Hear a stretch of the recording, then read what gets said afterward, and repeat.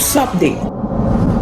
Mula sa himpilan ng 89th IB, ito po si Jessica Servidad, maghahatid sa inyo ng mabalita at impormasyon sa seguridad, kapayapaan at pag-unlad sa probinsya ng Davao del Norte, Davao City at Bukidnon. Headlines. Pre-orientation seminar sunod-sunod na inilunsad upang palakasin ang mga katutubong mamamayan sa San Fernando, Bukidnon. Bravo Company 89th IB dagliang nagresponde sa mga lugar na apektado ng baha sa Davao del Norte. Brigadier General Marion Tiangcao pinalakas ang moral ng Makatao Trooper sa kanyang pagbisita sa Makatao Advanced Command Post. Makatao News Update. Nagpapatuloy ang paglilibot ng mga kasundaluhan ng 89th IB sa mga sityong sakop ng Barangay Mabuhay sa San Fernando, Bukidnon, katuwang ang mga lider ng tribo upang palakasin ang mga bahani sa nabanggit na lugar.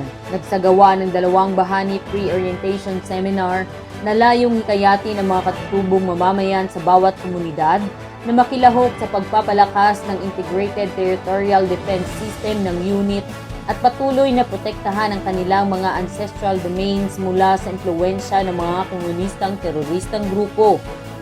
Dagdag pa dito, tinuruan ang 80 partisipante mula sa Sitio Balaas at Sitio Salinguton sa praktikal na pagtuturo ng System of Reporting at binigyang kaalaman patungkol sa kultura sa seguridad at CTG infiltration.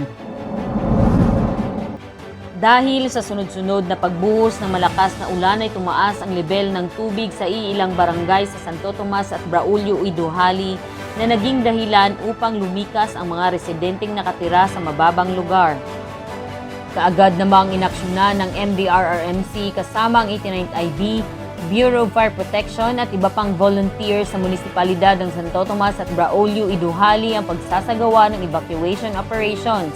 Sa inisyal na report, 112 pamilya ang nailikas mula sa 2 barangay patungo sa evacuation centers kung saan ay mananatili sila hanggat hindi pa humuhupa ang baha. Sa kasalukuyan, ang unit ay nakaantabay at patuloy na nakikipag-ugnayan upang mabilis na makaresponde sa mga residenteng nangangailangan. Malugod na tinanggap ng Makatao Trooper sa pangunguna ni Lieutenant Colonel Ruel M. Tabas Battalion Commander, si Brigadier General Marion Tiangcao 1003rd Brigade Commander at kanyang mga kasamahan sa kanilang pagbisita sa Advanced Command Post sa Sitio Malantaw, Barangay Halapitan, San Fernando, Bukidnon. Pinasalamatan din niya ang Makatao Troopers sa patuloy na kooperasyon at tulong na ibinabahagi upang makamit ng 1003rd Brigade ang mandatong misyon.